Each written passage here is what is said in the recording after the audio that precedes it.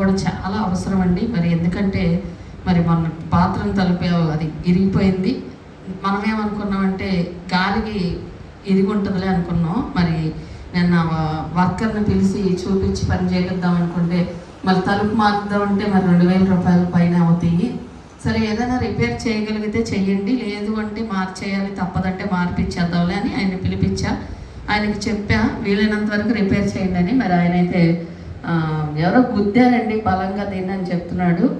మరి కాబట్టి మీరు అందరూ చర్చి దగ్గర ముందు చర్చి గురించి ఎక్కువ ప్రార్థన చేయండి. ఎవరో కోపంతో గుద్దారో లేకపోతే ఏదన్నా వేరే దురుద్దేశంతో గుద్దారో మనకు తెలియదు. కానీ దేవుడు కాంక్ష, దేవుడు భయం అనేది ఉండాలి. ఎవరు కూడా ఏది ముట్టుకోకూడదయ్యా. చర్చి దగ్గరికి అసలు ఎలాంటి మనసు వాళ్ళకి కలగజేద్ది తండ్రి, అలాంటి దుష్టుడు మనసు అని కూడా ప్రార్థనలో పెట్టండి. బలంగా ఎక్కువ ఒకవేళ దేవుడే మనల్ని మందిరం గోడ కోసం ఇంకా ప్రార్థన చేయాలి, ఒకవేళ అనుమతించాడేమో, ఒకవేళ అప్పుడైనా వీళ్ళు ఇంకా ఎక్కువ ప్రార్థన చేస్తారు దేవుడు గోడ కోసం అని. ఒకవేళ దేవుడు ఒక ఉద్దేశమైనా కూడా మరి వాళ్ళు ఇంకో పగలగొట్టాలంటే ఇది పగలగొట్టచ్చు, అది పగలగొట్టచ్చు, వంటగది బాత్రూమ్తో ఏం పని ఉంటుంది చెప్పండి. కానీ ఈ బాత్రూమ్ వరకే దేవుడు అనుమతించి ఒకవేళ ఆపాడేమో. కాబట్టి ఏదైనా కానీ మనం జ్ఞానంగా ఆలోచించి ప్రార్థన చేయాలి. దేవుడి చుట్టూ కంచె ఉండాలి. మందిరం చుట్టూ ముందు ఫస్ట్ ప్రేయర్ స్టార్ట్ చేయగానే మందిరం గురించే చెయ్యండి. ప్రభా మా మందిరం చుట్టూ నీ కంచె, అక్కడ ఎవ్వరు ఉండరు, మరి నీ దూతల నుంచి అయ్యా ఆ మందిరం చుట్టూ గోడ కట్టాలనైనా మీరు మరి ఎవరో ఒకరిని దాన్ని సహాయాన్ని పంపండి తండ్రి. నేను ఎన్ని అడుగుతున్నాం, మేము ఎవరిని నోరు తెరిచి అడగట్లా, నీ సహాయం కావాలి తండ్రి, నీ కృపదాల కట్టించిన మందిరం అని. ప్రతి ఒక్కరు ముందు మందిరం గురించి ఎక్కువ ప్రార్థన చేయండి, గోడ గురించి ఎక్కువ ప్రార్థన చేయండి. దేవునికి స్తోత్రం అండి. మరి మనం నిర్గమాకాండాన్ని మనం ధ్యానం చేస్తున్నాం కదా. మరి పోయిన వారం మనం వేరే వాక్యాన్ని మనం చెప్పుకున్నాం.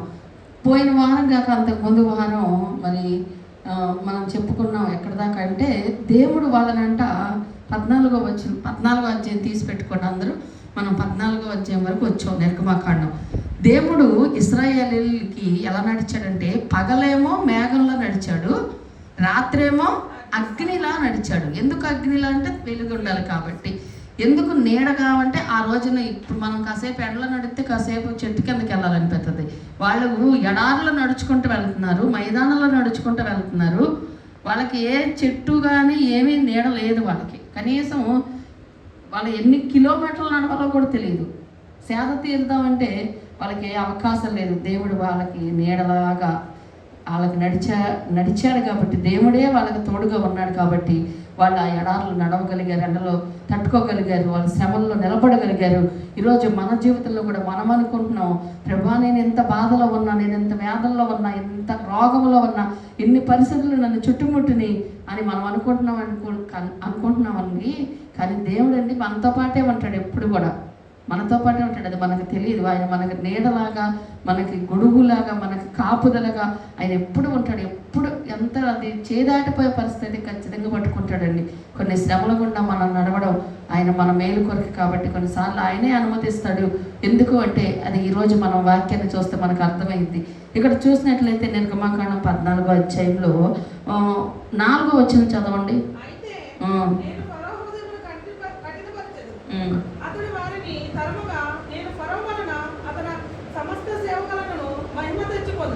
నేను యెహోవానని ఐగుప్తులందరూ తెలుసుకుందరనెను. వారు అలాగా దిగిరి. ప్రజలు పారిపోయినట్టు ఐగుప్తు రాజులకు తెలుపబడినప్పుడు ఫరో హృదయము, అతని సేవకుల హృదయము ప్రజలకు విరోధముగా తిప్పబడి, మనం ఎందుకు ఇలాగ చేసితిమి, మన సేవలో ఉండకుండా ఇశ్రాయేలీయులను ఎందుకు పోనిచ్చితిమి అని చెప్పుకొనిరి. అంతటా అతడు తన రథమును సిద్ధపరచుకొని తన జనమును తనతో కూడా తీసుకొని పోయింది.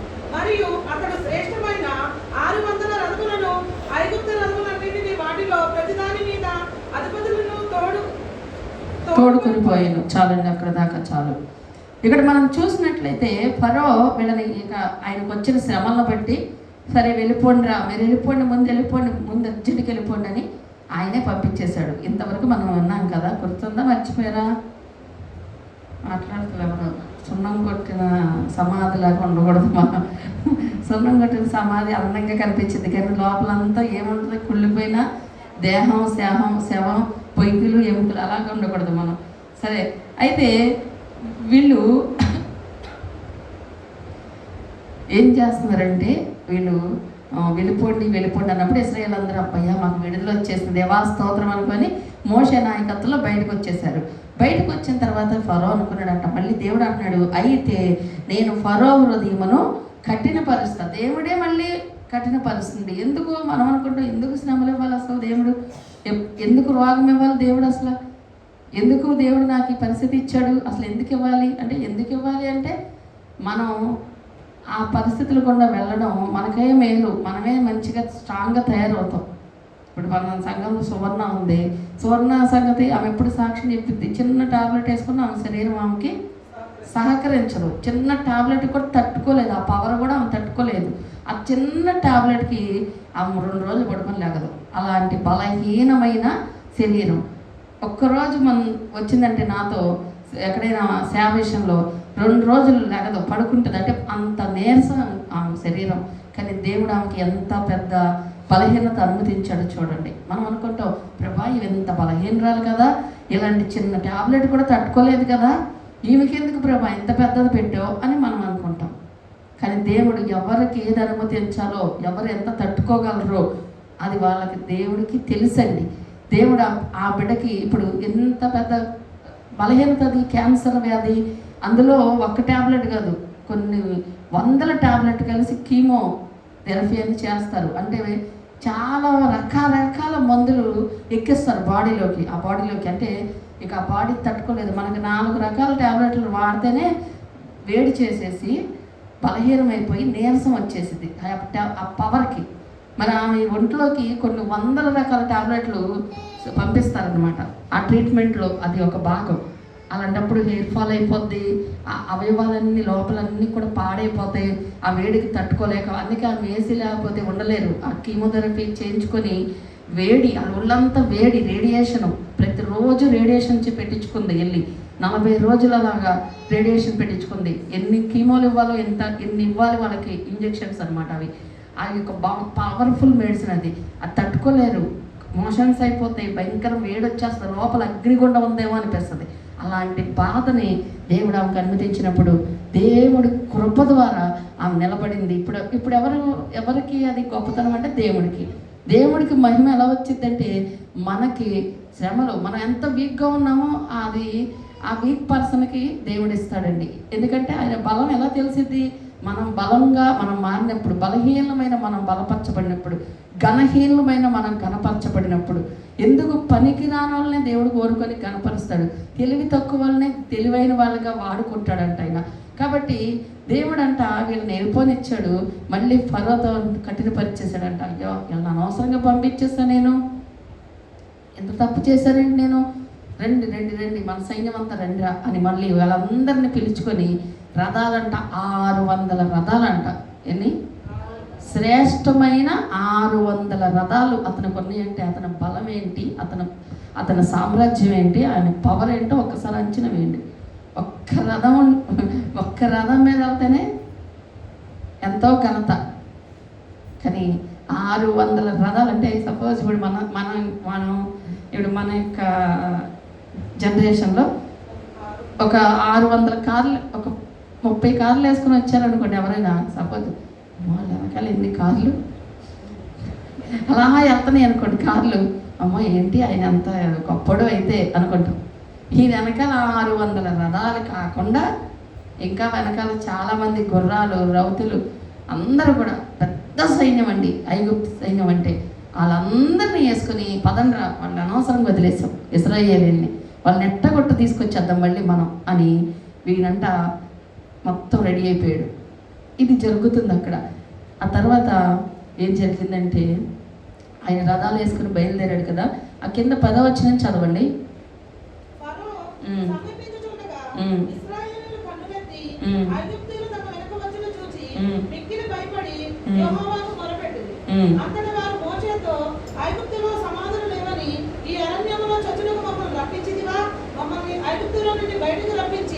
మమ్మను ఇట్లు చేయలేదా, మా జోలికి రావద్దు, ఐగుప్తులకు దాసులమవుతామని ఐగుప్తులో మేము నీతో చెప్పిన మాట ఇదే కదా, మేము ఈ అరణ్యమందు చచ్చుట కంటే ఐగుప్తులకు దాసులమవుటే మేలని చెప్పింది.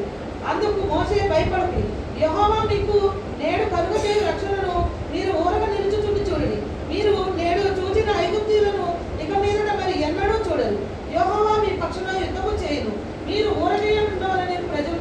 చాలండి. దేవుడికి స్తోత్రం. హల్లెలూయా. ఇక్కడ మోషేతో వీళ్ళు దగ్గరికి వచ్చేస్తున్నారు సైన్యం. ఇజ్రాయేలీలు ఎంతమంది? వీళ్ళు కూడా దాదాపు 30 లక్షల పైన ఉన్నారు కదా. ఈయన సైన్యం ఎంతమంది? వీళ్ళు దాదాపుగా ఎక్కువ మంది, ఆయనకు కూడా తక్కువేం లేరు ఫరోకి.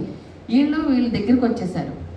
వీళ్ళు చూసారంట, అమ్మో మళ్ళీ ఈ ఫరో మళ్ళీ మొదలు పెట్టేశాడు, మమ్మల్ని వదిలేశాడు అనుకున్నాం, ఈయనేంటి ఇన్ని రథాలు వేసుకొని ఇంత పెద్ద సైన్యాన్ని తీసుకొని ఇంతమందిని తీసుకొని వస్తున్నాడు, ఇంకా మేము అయిపోయాం, మళ్ళీ మమ్మల్ని పట్టుకెళ్తాడో లేదా చంపేస్తాడో తెలియదు అని ఇక వీళ్ళకి వెంటనే వీళ్ళు ఎవరిని తిడతాం మొదలు పెట్టారు? ఫస్ట్గా మోషేని తిడతాం మొదలు పెట్టారు. ఓ మోషే, ఐగుప్తులో సమాధులు లేవని మమ్మల్ని అరణ్యంలో సమాధుల దగ్గరికి తీసుకొచ్చావా? మేము అక్కడే చక్కగా బతికే వాళ్ళం కదా, మేము వాళ్ళకి బానిసలుగా ఉండడమే మాకు చాలా బాగుంది, మమ్మల్ని ఎందుకయ్యా తీసుకొచ్చి ఇక్కడ చంపుతున్నాం అని మోషేనంట వాళ్ళు సనుగుతూ గొనుగుతూ తిడుతున్నారంట.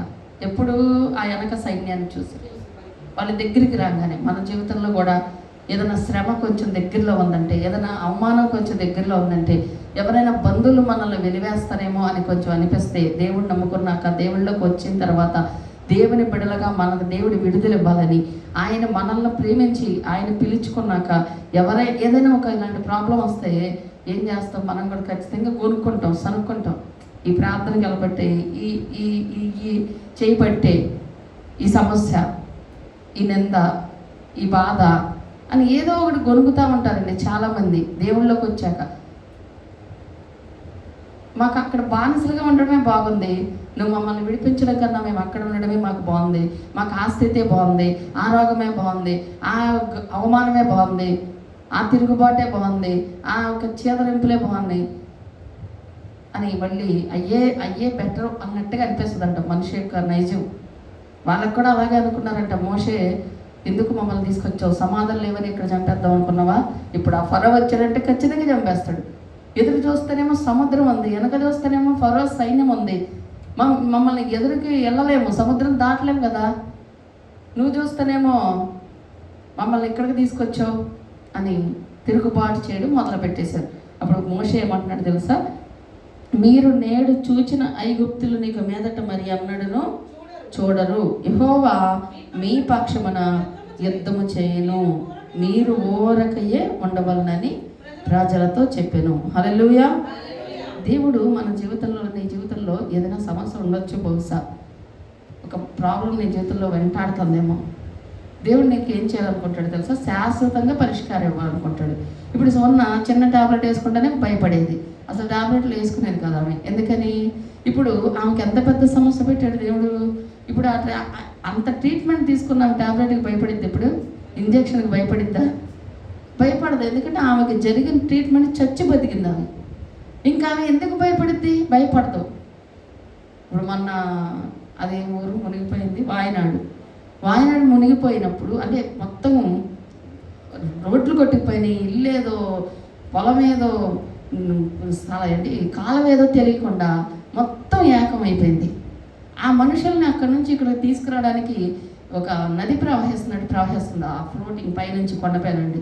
వీళ్ళు ఇప్పుడు ఇది దాటాలంటే ఆ ఫ్లోటింగ్ కొట్టుకెళ్ళిపోతారు, ఈ మనుషులను అటు తీసుకెళ్ళాలి. ఏం చేశారంటే వాళ్ళు బ్రిడ్జ్ కట్టారు, ఇది మనందరికీ తెలుసు. ఈ బ్రిడ్జ్ కట్టినప్పుడు వాళ్ళు ఏం చేస్తారు? ఆ బ్రిడ్జే కాదు, ఏ బ్రిడ్జ్ కట్టినా అది ఒకవేళ మీకు అర్థమయ్యే భాషలో చెప్తున్నా. ఇప్పుడు సపోజ్ ఒక బ్రిడ్జ్ కట్టినప్పుడు కానీ ఏదైనా ఒక 100 కేజీలు, అర్థమయ్యే భాషలో చెప్తున్నా, 100 కేజీలు కాదండి, టన్నుల్లో లెక్కిస్తారు వాళ్ళు. ఒక 100 కేజీలే ఆ బ్రిడ్జ్ మీద వెళ్ళాల్సి వస్తే 100 కేజీలను పంపిస్తారా దాని మీద? దాని వెయిట్ తట్టుకునేది 100 కేజీలే, కానీ దాని మీద 130 కేజీలు కానీ 150 కేజీలు కానీ పంపిస్తారు. ముందు స్టార్టింగ్ ట్రైల్ అది ఆ 150 కేజీలకి తట్టుకుంటే ఆ తర్వాత 100 కేజీల బళ్ళు వదులుతారు మొత్తం లైన్గా. అంటే అర్థమవుతుందా? మనకి ఏదైనా చిన్నగా టెస్ట్ చేయడు దేవుడు మన జీవితంలో కూడా. ఒకవేళ చిన్న వాటికి నువ్వు భయపడుతున్నావేమో, దేవుడు నాకు ఎందుకు ఇంత పెద్దదని, నీ జీవితంలో ఇంకా గొప్ప మేలు దేవుడు దాచి ఆ గొప్ప మేలు ఇవ్వడం కోసం నిన్ను కొంచెం చిన్న శ్రమల గుండా దేవుడు పంపిస్తాడు. లేదా నీ జీవితంలో ఇప్పుడు నువ్వు అనుభవించిన శ్రమ, దరిద్రం, అవమానం పెద్దయ్యే ఒకవేళ అనుకుందాం, రేపు నీకు చిన్న బాధ అనిపించవు, అందుకే కొన్నిసార్లు పెద్ద వాటిల్లో పంపించేస్తాడు. గాఢంధకారపు లోయలో ఒక పెద్ద గొడవ, ఒక పెద్ద సమస్య, ఒక పెద్ద రోగం. క్యాన్సర్ వచ్చినప్పుడు జ్వరం వస్తే భయం వేసిద్దా? తలనొప్పి వస్తే భయం వేసిద్దా? ఏదేమి రానోడికి జ్వరం వచ్చినా టెన్షన్ వచ్చేది. వాడికి కొత్తగా జ్వరం వచ్చింది, ఇక వాడికి మామూలుగా ఉంచారు. ఇల్లు ఎప్పుడు రోగం రాని వాళ్ళకి చూడండి, చిన్నది ఏదైనా వచ్చినట్టు వాళ్ళు చిన్న నొప్పిని కూడా భరించలేరు, చిన్న తలనొప్పిని కూడా భరించలేరు, చిన్న జలుబును కూడా ఇంటి మొత్తాన్ని హడావిడి చేసేస్తారు. మరి పెద్ద పెద్ద రోగాలతో అల్లాడిపోతున్న వాళ్ళు, ఊపిరాడగా మరి ఆక్సిజన్ పెట్టుకొని బతుకుతున్న వాళ్ళు, వాళ్ళ పరిస్థితి ఏంటి? వాళ్ళవి పెద్ద రోగాలు. డయాలసిస్, ఇంట్లో ఉన్న రక్తం అంతా బయటకు తీసి మళ్ళీ కొత్త రక్తం ఎక్కిస్తారు, మరి స్టంట్ వేస్తారు, మొత్తం నరాల్లోంచి సూదులు పంపిస్తారు. అవి అసలైన పెద్ద పెద్ద వైద్యాలు. అలాంటివి చేయించుకున్న వాళ్ళకి చిన్న సూది పెడతాము, అదే ఇంజక్షన్ చేస్తామంటే పెద్ద భయపడిపోతారా అమ్మో అని. ఎందుకంటే వాళ్ళకి ఆల్రెడీ పెద్ద ట్రీట్మెంట్ జరిగింది కదా, పెద్ద భయపడరు. దేవుడు ఎప్పుడు తన బిడ్డలు ఏదైనా తట్టుకోవాలి అనే చూస్తాడండి. ఏదైనా భరించాలి నా బిడ్డలో, ఈ లోకంలో ఎదురయ్యే ప్రతి సమస్యని వాళ్ళు తట్టుకోవాలని ముందే ఆయన పెద్ద పెద్దయ్యే నీకు పంపిస్తాడు. కానీ మరలా ఇంకెప్పుడు నీకు అలాంటి సమస్య రాకూడదు అని కూడా ఆయన ఆలోచిస్తాడంట. హల్లెలూయా. నీరసం చెప్తున్నారు. దేవుని సన్నిధిలో ఎప్పుడు ఉజ్జీవంగా దేవుని స్తుతించాలి. హల్లెలూయా. మనం ఎంత ఉజ్జీవంగా స్తుతిస్తామో మన ఇంటికి వెళ్ళక అంత సంతోషంగా ఉంటామండి. ఇక్కడ ఎంత నీరసంగా ఉంటామో. పోయిన వారం మరి రవణమ్మ గారు చాలా బాధపడతా కూర్చున్నారు, చాలా బాధపడతా ఉన్నానని ఆమె కూడా సాక్ష్యం చెప్పింది. పాపం ఎప్పుడు ఇన్నేళ్లలో నాకు తెలిసి నేను సేవకు వచ్చి ఇన్నేళ్లలో ఆమె నాకు పరిచయమైన ఇన్నేళ్లలో ఆమె బాధపడడం కానీ, ఒకవేళ బాధపడినా పంచుకోదు, మనసులో బాధపడింది, కన్నీళ్ళు పెట్టడం కానీ నేను ఇదే ఫస్ట్ టైం. నేను తర్వాత అన్న పార్వతి కదా ఆమె ఎప్పుడు పాపం ఎంత బాధపడలేదు అని. నాకు కూడా చాలా బాధ అనిపించింది. ఆమెకి ఎంత బాధ అంటే కన్నీళ్ళు పెట్టుకుందో అని. కానీ దేవుడు సన్నిధిలో ఆమె కన్నీరు విడిచలింది. ఎవరు చూస్తారు? నేనే బాధపడితే ఒక మామూలు మనిషిని, కోపం, అసూయ అన్నీ ఉన్న ఈ శరీరమే ఒక మామూలు కన్నీరు చూస్తే బాధ కలిగినప్పుడు కనికరం కలిగిన దేవుడు, సర్వశక్తిమంతుడైన దేవుడు చూడకుండా ఉండడండి. ఖచ్చితంగా ఆయన కలగ చేసుకుంటాడు. ఇంటికి వెళ్ళాక కూడా మళ్ళీ ఫోన్ చేసింది ఆమెకి నెమ్మది లేక, మా ఒకసారి ఇంటికి వచ్చి చేయండి ప్రార్థన అని. మరి ఆమెకి దేవుడే నెమ్మది కలగ చేశాడు. దేవుడు ఎప్పుడు కూడానండి మన జీవితంలో గొప్ప కార్యాలు చేస్తాడండి. కొన్నిసార్లు అవి ఆలస్యమైనప్పుడు, కొన్నిసార్లు అవి మనకి ఇంకా జరగట్లేదని ఒక బాధ ఉంటుంది, ఒక వెయిటింగ్ ఉంటుంది, అది మనం భరించలేము. అప్పుడు మనం ఏదేదో మాట్లాడేస్తూ ఉంటాం. కానీ దేవుడు ఏమంటున్నాడు తెలుసా? వీళ్ళకి ఇక్కడ మోషే ఏమంటున్నాడు? మీరు ఊరకే ఉండవలనని ప్రజలతో చెప్పను. మీరు ఊరుకోండి, మీరు సైలెంట్గా ఉండండి, దేవుడు మీకు రక్షణ కలగజేస్తాడు. ఆమేన్. మనం చేయాల్సిన పని ఏంటి అసలు? దేవుడు మన జీవితంలో కార్యం చేయాలంటే ఏం చేయాలి? ప్రార్థన చేయాలి, ఓకే, సైలెంట్గా ఉండాలి, మన నోరు బారేసుకోకూడదు. చాలామంది జీవితాల్లో వాళ్ళ యొక్క క్రియలే వాళ్ళ యొక్క మేలులకి ఆటంకం అండి. వాళ్ళ ప్రవర్తనే వాళ్ళకి ఆటంకం, వాళ్ళ నోరే వాళ్ళకి శత్రువు. వాళ్ళ నోటి వలన చేసే కొన్ని మాట్లాడే మాటల వలన, లేదా వాళ్ళు చేసే చిందులు, వాళ్ళు వేసే టెన్షన్తో వాళ్ళు చేసే కంగారమైన పనులు వాళ్ళకి ఆటంకంగా మారిపోతాయి. అందుకే మోషే అంటున్నాడు, వీళ్ళు చిందులు తొక్కేస్తున్నారు, అక్కడ ఫరో వచ్చేస్తున్నాడు, ఇటు చూస్తే ఎర్ర సముద్రం ఉంది, మమ్మల్ని చంపేద్దామని తీసుకొచ్చావా అని వీళ్ళు ఇంకా మోషేని తిడతంటే, మోషేకి ఒక మనిషి తిడితేనే మనకి ఇంట్లో ఒప్పుకోలేము. ఒక మనిషి మనల్ని తిడతా కూర్చుంటే, సొనుగుతా కూర్చుంటే, గొనుగుతా కూర్చుంటే ఇచ్చొచ్చేస్తుంది. ఇన్ని లక్షల మంది మోషేని తిడుతుంటే ఎలా తట్టుకొని ఉంటాడు అంటారు? ఎంత సాత్వికుడో, ఎంత ఓర్చుకున్నాడో.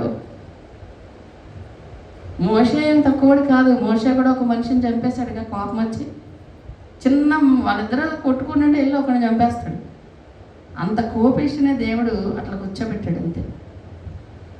అలాంటి వాడే ఇంతమంది తిడుతున్న నోరు సైలెంట్గా పెట్టుకున్నాడంట. అంతేకాకుండా వాళ్ళకి చెప్తున్నాడు, నేను ఊరక నిలుచుండి చూడు.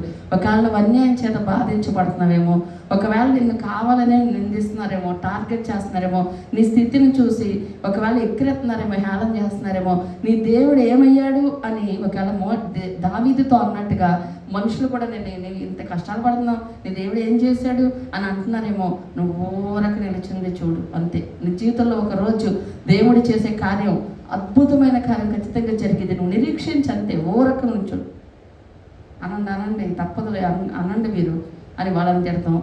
అలా అన్న వాళ్ళకి ఎదురు సమాధానం చెప్పడం, అలా అన్నప్పుడు మనం మనల్ని తిట్టుకుంటా ఏడవడం, అలా అన్నప్పుడు మనం ఓకే నిందించుకోవడం, లేకపోతే దేవుని తిట్టడం, ఇలా ఏమి చేయకూడదు. ఊరక నిల్చుండి చూడు. నిన్ను కొట్టేది దేవుడికి తెలుసు, నిన్ను తిట్టేది దేవుడికి తెలుసు, నిన్ను చాటుగా తిట్టేది దేవుడికి తెలుసు, నిన్ను ఎదురుపడి తిట్టేది దేవుడికి తెలుసు, అన్నీ తెలుసు. ఒకరోజు దానికి ప్రతిఫలం వస్తుంది. నువ్వు నిలిచో సైలెంట్గా, అంతే. మనమేమో సైలెంట్గా ఉండం. ఖచ్చితంగా మళ్ళీ రిటర్న్ డైలాగ్ వేయాలి వాళ్ళకి. వాళ్ళు ఒకటే వస్తే 4 అన్నీ వేయాలి. కొంతమంది అది అదేదాకా వీళ్ళకి ఇక నిద్ర పట్టదు, టైం కోసం ఉదయం కొరకు కావలి వారు ఎదురు చూసినట్టుగా వీళ్ళు సమయం కోసం చూస్తారు. ఎప్పుడు ఈ డైలాగ్ మళ్ళీ వాళ్ళకి వేయాలి. అప్పుడు దాకా నాకు నిద్ర పట్టదు, గ్యాస్ వచ్చేస్తుంది, అవసరం వచ్చేస్తుంది, కడుపు వచ్చేస్తుంది. కొంతమందికి 9వ నెల కడుపు ఉబ్బిరిపోద్ది. అసలు ఆ డైలాగ్ వేసాక అమ్మయ్యా వేసేసా ఇంకా చాలా అనుకుంటారు. అలా కాదండి, నువ్వు ఊరక నిలుచుండి చూడు. అంత పెద్ద అద్భుతం అండి, మామూలు అద్భుతమా? ఈ పిల్లకాలం, మన ఎదురుగుండా ఉన్న పిల్లకాలం కూడా మనం దాటలేము. ఒక పెద్ద సముద్రం అండి. సముద్రం దగ్గరికి వెళ్ళినప్పుడల్లా నేను అదే స్తుతిస్తాను దేవుణ్ణి. ప్రభా చూడటానికే కనీసం కంటికి కనబడతలేదు, కానీ చూపు మేరలో నీళ్ళే కనిపిస్తున్నాయి. అలాంటిది నువ్వు ఎలా అయ్యా ఇంత పెద్ద సముద్రంలో దారి ఇచ్చేసావు ఇశ్రాయేలీయులకి? ఎలా సాధ్యం తండ్రి? వాళ్ళు కూడానండి విశ్వాసంతో ఉన్నారు. తిట్టినా కొనిగినా మోసే సైలెంట్ అవ్వండి అనగానే ఓకే ప్రభా సైలెంట్ అయిపోయారు. మీరు సైలెంట్గా ఉండండి, దేవుడు చేసే కార్యం మీకు జరగాలంటే మీరు సైలెంట్గా ఉండండి, ఊరక నిలుచుండి చూడండి అంతే అన్నాడు. అంతే. వీళ్ళు కూడా నిల్చొని సైలెంట్గా నిల్చున్నారు. అడి పరిగెత్తుదామా, ఇటు పరిగెత్తుదామా, ఈ మోస మనం చంపేస్తాడు ఎట్టగొట్ట, ఇక మన తెలివితేటలతో మనం ఏదో ఒక దారి ఎత్తుక్కోవాల్సిందే, వెళ్ళిపోయి ఆ రాజు కాళ్ళు పట్టేసుకుందామా, లేకపోతే ఈ సముద్రంలో పడి చచ్చిపోదామా, దీనికన్నా ముందు మనమే చచ్చిపోదాం, ఈ నిర్ణయాలు ఏమీ వాళ్ళు తీసుకోలేదు. వాళ్ళు ఊరక నిలుచుండి చూడండి అనగానే సైలెంట్గా నిల్చున్నారు అంతే. అప్పుడు దేవుడు వాళ్ళతో మాట్లాడుతున్నారు చూడండి. నీవేళ నాకు మొరపెట్టుచున్నావు, సాగిపోవుడి చెప్పాను. చాలండి. ఈ వాక్యం మాత్రం మనం చాలా జాగ్రత్తగా పరిశీలన చేద్దాం. నువ్వు నాకు మొరపెడుతున్నావు అంటే ప్రార్థన చేస్తున్నావు, సాగిపో. కొన్నిసార్లు అండి మనం ఆగిపోయి ప్రభా ఏం చేయాలో తెలియట్లేదయ్యా, ఇప్పుడు ఏం చేయాలో, ఏ నిర్ణయం తీసుకోవాలో తెలియట్లేదయ్యా అని ప్రార్థన చేస్తూ ఉంటాం, ఏడుస్తూ ఉంటాం. ప్రభా ఈ మనిషితో ఎట్ట ఆగాలో తెలియట్లేదయ్యా, ఈ ఉద్యోగంలో నేను అసలు ఉండాలో తెలియట్లేదయ్యా, ఇవన్నీ చేస్తూ ఉంటాం. దేవుడు ఏమంటాడు తెలుసా? నువ్వు సైలెంట్గా ముందుకెళ్ళిపో, నీ పని నువ్వు సైలెంట్గా చేసుకో, దేవుడు నీకు చేయాల్సిన టైంలో సహాయాన్ని చేస్తాడు అని కూడా అర్థం వచ్చిందండి. ఇప్పుడు వీళ్ళందరూ ఆగిపోయి ఎర్ర సముద్రం వచ్చింది, ఏం చేయాలి, వెనకేమో ఫరో సైన్యం వస్తుంది, ఏం చేయాలో అర్థం కాక అలా ఉండిపోయారు. దేవుడేమో సైలెంట్గా ఉండమన్నాడు, ఉన్నారు. అప్పుడు మోషతో ఏమంటున్నాడు తెలుసా దేవుడు? నువ్వు ఎందుకు నాకు ప్రార్థన చేస్తున్నావు? ఆగిపోయి సాగిపో అన్నాడు. ఆగిపో అన్నా, సాగిపో అన్నాడు. నువ్వేది ఆగిపోవు. దేవేశంలో ప్రార్థన చేస్తున్నాను, ఎప్పటి నుంచో చేతన, దేవుడేంటి ఇంకా కార్యం చేయట్లేదు, దేవుడేంటి కనీసం సమాధానం చెప్పట్లేదు, దేవుడేంటి కొన్ని ఇంకా అని అనుకోకు. నువ్వు చేసే ప్రార్థన చేసుకుంటూ అక్కడే ఆగిపోయి, అక్కడే ఏడుస్తా కూర్చొని, అక్కడే నువ్వు చతికిలి పడిపోయి, అక్కడే నిరీక్షణ కోల్పోయి, ఇక జరగదేమో నా విశ్వాసంతో అక్కడ ఉండిపోకుండా నీ పని నువ్వు చేసుకెళ్ళి, నీ పని ఏదైతే నీకు ముందో దేవుడు పెట్టాడో అది చేసుకొని, నీ యొక్క అనుదిన క్రమం ఏదైతే ఉందో దాన్ని నువ్వు చేసుకుంటా దేవుడిని అడుగుతూ ప్రార్థన చేసుకో. విశ్వాసంతో ప్రభావ ఒకరోజు చేస్తావు. ఈ విశ్వాసం నీకుంటే ఆ విశ్వాసాన్ని బట్టి దేవుడు ఖచ్చితంగా ఒకరోజు దేవుడు కార్యం చేస్తాడండి. ఆగిపోబాకు. నేను అన్నం తిన్నాను, నేను ఏ పని చేయను, ఇందాక రావడం గారు నాకు చర్చికి కూడా వెళ్ళగలనో లేదో అంటే మనసులో బాధ ఉందనుకో, ప్రార్థన చేయబుద్దేదు, చర్చికి రాబుద్దేదు, ఇంకా తినబుద్దేదు, ఎవరితో మాట్లాడబుద్దేదు. కానీ అలా ఆగిపోయావా నష్టపోయేది నువ్వే. వీళ్ళు ఆగిపోతే ఏమయ్యేది? అప్పుడు ఎర్ర సముద్రం ముందు వెనక ఫరో సైన్యం, ఆగిపోతే ఏం జరిగేది? దొరికితే ఫరో కన్నా దొరికేవాళ్ళు, ఒకవేళ ఆగిపోతే చచ్చేవాళ్ళు, దొరికేవాళ్ళు, ఏదైనా జరిగేది. కానీ దేవుడేమో ఆగిపోవద్దు అంటున్నాడు. మన జీవితంలో ఎప్పుడు ఆగిపోద్దండి. నేను అందుకే ఎన్నిసార్లు నా జీవితంలో, నా యొక్క సేవ జీవితంలో కొన్నిసార్లు చాలా బాధకరమని నాకు అనిపిస్తూ ఉంటాయి. ఎంత ప్రయాసపడుతున్నాను ప్రభా పలానా కుటుంబం కోసం, నేను వెళ్ళను అని అంటాను. ఒకసారి దేవుడితో మళ్ళీ ఏమనుకుంటానంటే, ప్రభా నా పని నేను చేసుకుంటా, నీ పని నువ్వు చేయి, నాకు అనవసరమే. కానీ మళ్ళీ నాకు నేనే ధైర్యం చెప్పుకొని ప్రభా నన్ను బలపరిచు, నేను వెళ్ళిపోతున్నా, నా పని అయితే ఆపను అని నేను మళ్ళీ ఎలా చేయాలనుకుంటానో అలాగే చేసుకుంటూ వెళ్తాను. నేను నువ్వు చేసేదాకా చేయను, నువ్వు చేసేదాకా వెళ్ళను, నువ్వు చెప్పేదాకా నేను చేయను, తినను, నేను ఇలా చేయను, నేను సేవకు పోను, నేను కోటాలు పెట్టను, నేను ప్రార్థన చేయను, నేను ఏమి చేయను అని కూర్చున్నాను అనుకోండి, నా జీవితాన్ని సతనగడ అక్కడే నొక్కి పెడతాను. కానీ నేను చేస్తా ప్రభా, నా జీవితంలో నువ్వు జరిగించిన ఆయన సాగిపోవాలి. కొన్నిసార్లు ఆగిపోకూడదు. నువ్వు బిజినెస్ చేస్తున్నావో లేకపోతే మళ్ళీ ఏదో జాబ్ చేస్తున్నావో, నీ పని నువ్వు చేయి, నువ్వు న్యాయం చేయి. దేవుడు నీకు ఏమి ఇచ్చాడో, నీ కుటుంబ బాధ్యత ఇచ్చాడా, నువ్వు న్యాయం చేయి. నువ్వు ఆగిపోవద్దు. ఏది కూడా ఆపావా నువ్వు నష్టపోతావు. దేవుడు నిన్ను సాగిపోమంటున్నాడు, నువ్వు సాగిపో. ఆయన వెనకాల వస్తున్నాడుగా. నీకు ధైర్యంగా ఉంటే, నీకు నిజంగా విశ్వాసంగా ఉంటే, నా దేవుడు నన్ను విడిచిపెట్టడు, నా దేవుడు ఈ సముద్రంలోకి వెళ్తున్నా, ఇప్పుడు నా దేవుడు నన్ను వెళ్ళమన్నాడు కాబట్టి వెళ్తా, కాబట్టి దేవుడు నా వెనకాల ఉన్నాడు కదా అనే ధైర్యంతో నువ్వు సాగిపోతే ఆయనే దారి కలగ చేస్తాడు. హల్లెలూయా. ఇక్కడ వాళ్ళకి సాగిపోమన్నాడు. అప్పుడు మోషేతో అంటున్నాడు, నీవు నీ కర్రనెత్తి 16 వచనం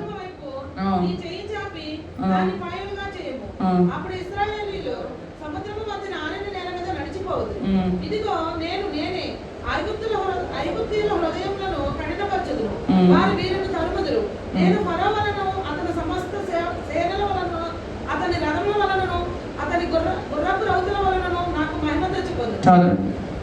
ఎవరి వలన దేవుడికి మహిమ వచ్చింది? ఈరోజు అంతా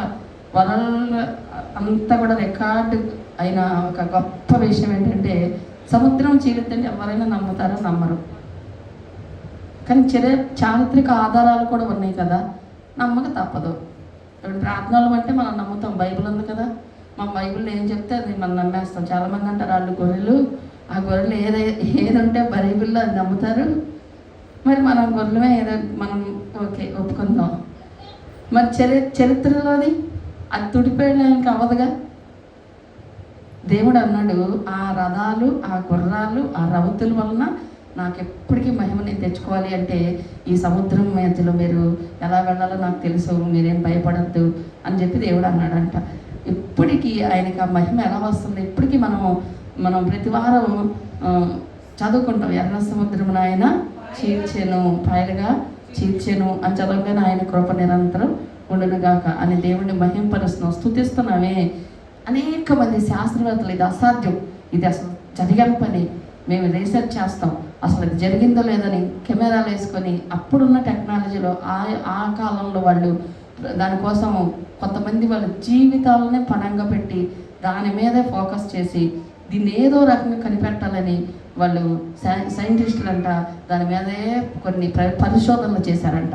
చేసి ఎట్టకేలకు ఒక ఆయన మాత్రం కనిపెట్టాడు. అది ఎన్నో సంవత్సరాలు నాకు గుర్తులేదులే, కానీ ఫొటోస్ తీసి బైబిల్లో ఉన్నది నిజమే అని వాళ్ళు ఆమోదించారు. అప్పుడు ఆమోదించాక ప్రపంచం నమ్మింది, ఓకే ఇది నిజమే, బైబిల్ చెప్పేది అబద్ధం కాదు, ఇది జరిగింది అని. ఎందుకంటే చరిత్రలో కూడా ఉందగా, అవి ఫోటోలు కనిపిస్తున్నాయిగా. దాన్ని ఇప్పుడు గవర్నమెంట్ పైకి తీసుకురావడానికి అనుమతించలేదంట ఇజ్రాయెల్ గవర్నమెంట్. ఎందుకంటే ఆ యొక్క మునిగిపోయిన రథాలు, చక్రాలు మరి నాసు పట్టేసి అన్ని వేల అడుగుల భాగంలో పడిపోయింది ఆ యొక్క రథాలు.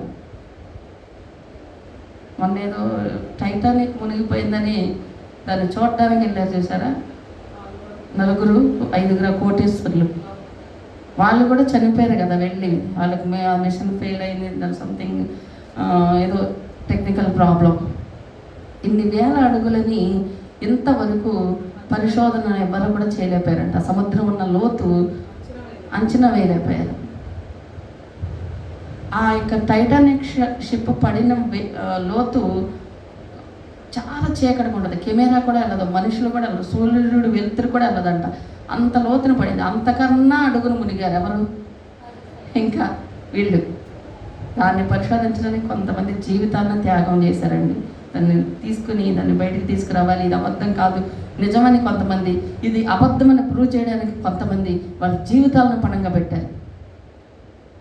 పెట్టి ఎట్టగొట్ట మొత్తానికి వాళ్ళు మంచిగా చేశారండి. ఏం చేసినా దేవుడిని ప్రపంచం అంత నిజమే, అది జరిగింది చరిత్రలో.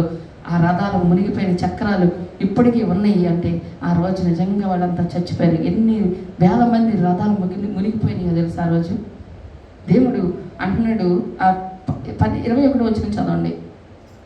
మోషే ఆ. సముద్రము వైపు తన చెయ్యి చాపగా యెహోవా ఆ రాత్రంతయు బలమైన తూర్పు గాలి చేత సముద్రమును తొలగించి దానిని ఆరిన నేలగా చేసెను. నీళ్లు విభజించబడగా ఇశ్రాయేలీయులు సముద్రము మధ్యన ఆరిన నేల మీద నడిచిపోయింది. ఆ నీళ్లు వారి కుడి ఎడమ ప్రక్కలను వారికి గోడవలే నుండెను. ఐగుప్తీయులు ఫరో గుర్రములను, రథములను, రౌతులను వారిని తరిమి సముద్రం మధ్యమున చేరిరి. అయితే వేకువజామున యెహోవా ఆ అగ్ని మేఘమైన స్తంభము నుండి ఐగుప్తుల దండు వైపు చూచి ఐగుప్తుల దండును కలవరపరిచి వారి రథచక్రములను ఊడినట్లు చేయగా వారు బహు కష్టపడి తోలిచుండిరి. అప్పుడు ఐగుప్తీయులు ఇశ్రాయేలీయుల ఎదుట నుండి పారిపోదము రండి, యెహోవా వారి పక్షమున మనతో యుద్ధము చేయుచున్నాడని చెప్పుకొని. చాలండి. దేవుడికి మహిమ కలుగును గాక. హల్లెలూయా. ఎంత గొప్ప మాటలు ఇక్కడ రాయబడ్డాయో. మోషే ప్రార్థన చేశాడంట. ఆ యొక్క సముద్రం ఎలా చీలింది అంటే వాళ్ళు కూడా ఏమని సైంటిఫిక్ రీజన్ అవ్వాలిగా ప్రపంచానికి. మరి ఒక బలమైన గాలి చేత సముద్రం చీలింది అని రికార్డ్ చెప్తుంది బయట, చరిత్ర రికార్డు. ఇక్కడ కూడా దేవుడు వాళ్ళు ఎన్నో పరిశోధనలు చేసి అట్లా చీలింది, అసలు సాధ్యం కాదు కదా అని వాళ్ళు ఎన్నో పరిశోధనలు చేశారు. ఒప్పుకోరు కదా జ్ఞానవంతులు ఎవరు కూడా. ఏదైనా మనం అంటే దేవుడి మహిమను బట్టి ఒప్పుకుంటాం, నమ్ముతాం. బయట ప్రతిదానికి ఒక రీజన్ వాళ్ళు సైంటిఫిక్గా వాళ్ళు సాధ్యమా కాదా వాళ్ళు చెప్పాలి ప్రపంచానికి. వాళ్ళు అంత తేలిగ్గా ఒప్పుకోరు. ఎలా జరిగింది అని ఆలోచన చేసి అది ఒక బలమైన గాలి వచ్చింది. అప్పుడు సముద్రం దాని వలన చీలిపోయింది. సముద్రం చీలి మధ్యలో దారి కలిగిందంట. వీళ్ళు దారిలో వెళ్ళారు అని వాళ్ళు రాసుకున్నారు రికార్డ్స్లో. అది వదిలేండి, మనకు సంబంధం లేదు. ఇక్కడ దేవుని వాక్యం ఏం చెప్తుందంటే ఒక తూర్పు గాలి, బలమైన గాలి అంట వచ్చినప్పుడు అక్కడ సముద్రం 2 పాయలుగా చీలిపోయిందంట. అంటే ఒక దారిలాగా అది కలిగిందంట. ఆరిన నేల. అసలు సముద్రం లోతు ఎంత ఉంటుందో తెలియదు కానీ వీళ్ళు ఎలా నడిచారో అనిపిస్తుంది నాకు. 2 కిలోమీటర్లు అంట. అది చీలిని వాళ్ళు నడవడానికి 2 కిలోమీటర్లు నడవాలి. అంటే సముద్రం కదా అది వెడల్పు 2 కిలోమీటర్లు. ఈ 2 కిలోమీటర్లు వాళ్ళు ఆరిన నేలను అంటే చక్కగా నడుచుకుంటూ వెళ్ళిపోతున్నారు. వీళ్ళు వెళ్ళిపోతున్నప్పుడు వెనకాల వస్తున్న వాళ్ళు కూడా ఏం చేశారు, వీళ్ళకి దారి వచ్చింది కాబట్టి మాకు కూడా దారి ఉంటుంది. వాళ్ళకి వేరే మైండ్ పనిచేయట్లా ఐగుప్తీయులకి. వీళ్ళు వెళ్ళారు, వీళ్ళు సముద్రంలోంచి వెళ్తున్నారు, అసలు ఎలా వెళ్తున్నారు అనే ఆలోచన లేదు వీళ్ళకి. వాళ్ళని తరమడం, వాళ్ళని పట్టుకోవడం, ఇది ఒక్కటే వాళ్ళ మైండ్. ఇక వెనక చూడాల, ముందు చూడాల. మన శత్రువులు ఎప్పుడు కూడా మనల్ని నాశనం చేయాలనే టార్గెట్తో మనల్ని ఎప్పుడు కూడా టార్గెట్ చేస్తూ ఉంటారు ఏదో రకంగా. కానీ దేవుడు కాపుదల మనకుంటే వాళ్ళు ఎన్ని దారుల్లో వచ్చి నేను నాశనం చేయాలన్నా నీకు అది మేనేజ్ అయితే కానీ కీడు అవ్వదు. నువ్వు గుర్తుపెట్టుకుని నువ్వు కరెక్ట్గా దేవుడి దగ్గర బ్రతికితే నిన్ను ఎంతమంది నాశనం చేయాలనుకున్నా, ఎంతమంది నిన్ను అన్పాపులర్ చేయాలనుకున్నా అది నీకు ప్లస్ అయ్యిద్ది. దేవుడి దగ్గర మనం కరెక్ట్గా లేకపోతే మనమే శత్రువులు అయిపోతాం. మన నష్టాన్ని మనమే కొన్నిసార్లు తెచ్చుకుంటామంటామండి. వీళ్ళంతా ఏం చేశారు, ఆ యొక్క దారిని నడుచుకుంటూ వెళ్ళిపోతుంటే ఐగుప్తులేమో వాళ్ళు ఆలోచించకుండా ముందు వెనక చూడకుండా వాళ్ళు కూడా రథాలు వేసుకుని పదండి రా తలుపుదాం అని ఫాస్ట్గా వచ్చేసారు. వీళ్ళేమో దాటేశారు. సపోజ్ ఇక్కడ ఇశ్రాయేలు చీలింది స్టార్ట్ చేశారు, ఇట్లా వచ్చేసేసి వాళ్ళు దాటడానికి టైం వీళ్ళు దాటేసేసాక కదా వీళ్ళు చూసి రావాలి. వీళ్ళు దాటాక రాలేదులేండి, మధ్యలో స్టార్ట్ అవ్వగానే వీళ్ళు వచ్చారు. కానీ అప్పటికే వీళ్ళు ముందున్నారు కాబట్టి దాటేశారు. దాటంగానే దేవుడు ఆ యొక్క బలమైన గాలి మళ్ళీ వచ్చిందంట. రథచక్రాలన్నీ ఊడిపోయినాయి అంట. సముద్రాన్ని దేవుడు కలిపేశాడు. ఆ నీటిలో వీళ్ళు అనేక వేల మంది చనిపోయారు. రథాలు కూడా అలాగే మునిగిపోయినాయి మొత్తం. ఇక మళ్ళీ వాళ్ళని తరమడానికి ఒక శత్రువు ఉన్నాడా ఇశ్రాయేలుని. దేవుడు వాళ్ళకి వాగ్దానం చేశాడు ఏమని, ఇది ఎప్పుడు కూడా మీకు ఐగుప్తులు కనబడదు. దేవుడు కనుక నీ విషయంలో కలగజేసుకుంటే నీకు ఎవరైతే శత్రువు, ఏదైతే రోగమే శత్రువు, అప్పులే శత్రువు, అనారోగ్యము కావచ్చు, లేదంటే ఆర్థిక ఇబ్బందులు కావచ్చు, లేకపోతే ఎప్పుడు లేని స్థితి కావచ్చు, లేదా నిన్ను ఎప్పుడు బాధించేవాళ్ళు కావచ్చు, మళ్ళీ ఎప్పుడు నీకు జీవితంలో ఆ ప్రాబ్లం ఉండకుండా దేవుడు చేసేస్తాడండి. ఆయన తీస్తే శాశ్వతంగా తీసేస్తాడు ఆ సమస్య. కానీ మనం ఎదురు చూడాలి, ఆయన దగ్గర విశ్వాసంతో నిరీక్షించాలి. నా దేవుడు ఏది ఇచ్చినా శాశ్వతంగానే విడుదలిస్తాడు, శాశ్వతంగానే సమృద్ధిస్తాడు, శాశ్వతమైనదే ఇస్తాడు, ఉత్తమమైనదే ఇస్తాడు అని నువ్వు కనుక నమ్మితే. ఎందుకంటే ఈ వాక్యాన్ని ఎత్తిపట్టి నువ్వు ప్రార్థన చేయాలి. ప్రభా, ఇశ్రాయేలీయులకి ఆ రోజు శాశ్వతమైన విడుదల ఇచ్చావు కదా, వాళ్ళు ఎప్పుడు కూడా మళ్ళీ శత్రువులను చూడరు అన్నారు కదా. అలాగే వాళ్ళు చూడలేదు, మునిగిపోయారు. నీ శత్రువులు కూడా, మన శత్రువులు ఎవరు ఇవాళ అంటే పర్సనల్గా మనుషులు ఉంటారులే ప్రతి ఒక్కరే. అలాంటి మనుషుల గురించి దేవుడు చెప్పట్లా. మనకు కూడా కొన్ని శత్రువులు ఉన్నాయి. మన శరీరమే మనకు శత్రువు. మన శరీరమే మనకు శత్రువు అంట. మొదటి శత్రువు ఎవరో తెలుసా మనకి? ఇదే అన్నీ కావాలంటా ఉంటుంది. ఎప్పుడు చూసినా ఉపాసన చేయాలి అన్నప్పుడు తిను అంటుంది. ఏదో ఒకటి తిను, పాపం చెయ్యి అంటుంది, చూపిస్తుంటుంది, అందంగా చూపిస్తుంది అన్నీ. ఈ శరీరం ఏమో ఆపుకోలేక మనం ఏం చేస్తాం? లోబడిపోతాం. ఈ శరీరమే మనకి సగం నష్టం కష్టం తెచ్చిపెట్టేది. ముందు మన శత్రువు ఇదే. ముందు దీన్ని జయించాలంటే దీన్ని అడిగిందల్ని ఇవ్వకూడదంటే ఎప్పుడు. మన ఒక గొప్ప దైవజనుడు చెప్తున్నాడు, మనం మన శరీరానికి అంటే వాక్యం ఉందలేండి, మన శరీరానికి మనం రుణస్థలు కాదు. మన శరీరం మన మాట వినాలి, దాని మాట మనం వినకూడదు. మన శరీరం మాట మనం వింటున్నాం. ఈరోజు చాలామంది శరీరానికి లోబడిపోతున్నారు. శరీరం ఇంకా మనం బాకీ కాదు. ఏం కావాలంటే అది ఇవ్వబాకు. అది ఫుల్గా తినాలని చూసిద్ది, మత్తుగా పడుకోవాలని చూసిద్ది. దానికి అలా సుఖపెట్టద్దు. నువ్వు దాన్ని మనం ఎప్పుడు కంట్రోల్లో పెట్టాలి. మన మాట వినాలంటే నువ్వు జయించాల్సింది నీ శత్రువుని, నీ శరీరమే. మన శరీరం వల్ల మనకి సరిగ్గా ప్రార్థనలో గడపలేవు. పడుకో అలసిపోయావుగా, చాలా పొద్దు నుంచి పనిచేసి ఏం చేస్తావు, ప్రార్థన కాసేపు చేసావుగా పడుకో అంటదంట. ఫుల్గా తిను, బలంగా తిను, జీడిపప్పులు తిను, బాదం పప్పులు తిను, అవి తిను, ఇది తిను, అన్ని తింటే కానీ నీకు బలం సరిపోదు అని అన్ని మేసి సుఖం ఎక్కువైపోద్ది. ఇక్కడ ఇంకే ప్రార్థన ఏం చేస్తాం? మోకాళ్ళు వంగదు. అందుకని మనం ఫుల్గా పెట్టకూడదు. కొన్నిసార్లు అప్పుడప్పుడు ఉపవాసం పెట్టాలి. ఎందుకంటే మన శరీరమే మన శత్రువు. ఇంకా చాలా అంటే దరిద్రం ఉంటుంది. ఎప్పుడు దరిద్రం మన శత్రువు అదే. దాన్ని పోరాడాలంటే రోగం ఉంటుంది. ఎప్పుడు శత్రువు, ఎప్పుడు బలహీనత, ఎప్పుడు చూసినా అందరూ నీవు ఎప్పుడు రోగిష్టివే, ఎప్పుడు నీరసం అంటావు, ఎప్పుడు ఏదోటి అంటావు అని అందరూ తిడుతుంటే బాధేస్తూ ఉంటుంది. అవన్నీ నువ్వు జయించావు. దేవుడు నీకు విడుదల ఇస్తే మళ్ళీ ఇంకా నువ్వు రోగిష్టిగా ఉండవు, ఆ దరిద్రం నీకు ఉండదు.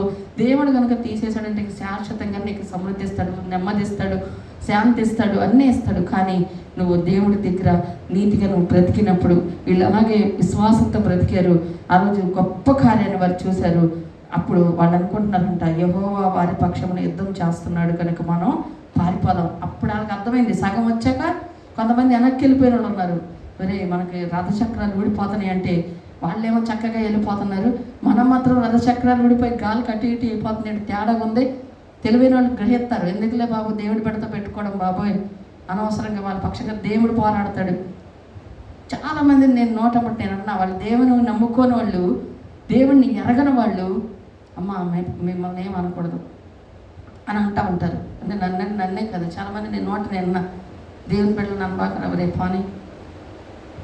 ఎందుకు ఆ భయం ఏంటి అంటే దేవుడు ఏదో అందరిని చంపేస్తాడు, అందరిని వెళ్ళి ఓకే ఇచ్చేస్తాడని కాదండి. నిజంగా నువ్వు నీతిగా బతికితే నీ పక్షంగా దేవుడే పోరాడతాడు, దేవుడే యుద్ధం చేస్తాడు. వీళ్ళ పక్షంగా చేసిన దేవుడే మన పక్షంగా కూడా చేస్తాడని నువ్వు నమ్ము. నిన్ను ఎవరైనా గాయపరుస్తుంటే, బాధ పెడుతుంటే, నిన్ను ఇబ్బంది పెడుతుంటే, నువ్వు ఏడుస్తుంటే, నా పక్షంగా ఎవరు లేరు మాట్లాడడానికి, నా పక్షంగా ఎవరు లేరు కలగజేసుకోవడానికి అని నువ్వేమి ఆడవసరంలా. నీ పక్షంగా దేవుడే కదులుతాడు. ఖచ్చితంగా ఒక రోజు ఉంటుంది. ఆ రోజున ఎవరిని ఎట్లా వంచాలో నీకు తెలుసు. ఎర్ర సముద్రాన్ని చీల్చిందేవా, నా చేతుల్లో కూడా ఈ సమస్యను నువ్వు చీల్చగలవు నాయనా అని నువ్వు విశ్వాసంతో ప్రార్థన చేసుకో. దేవుడు నీ జీవితంలో గొప్ప కార్యం చేస్తాడు. ఆమె 26 వచ్చిన నుంచి నెక్స్ట్ వీక్ మనం ధ్యానం చేద్దాం. ప్రార్థన చేసుకుంటే ప్రతి ఒక్కరు కూడా, ప్రభా నా జీవితంలో కూడా అనేకమైన ఎర్ర సముద్రం లాంటి సమస్యలు ఉన్నాయి ప్రభా. ఈ ఎర్ర సముద్రం లాంటి సమస్యల్లోంచి నేను ఎలా బయటపడగలుగుతాను, నా వల్ల అవ్వదు, ఇది అసాధ్యమని మనం అనుకుంటున్నాం. కానీ దేవుడి దగ్గర విశ్వాసంగా నిరీక్షించు, మౌనంగా ఉండు, ఊరకన్నా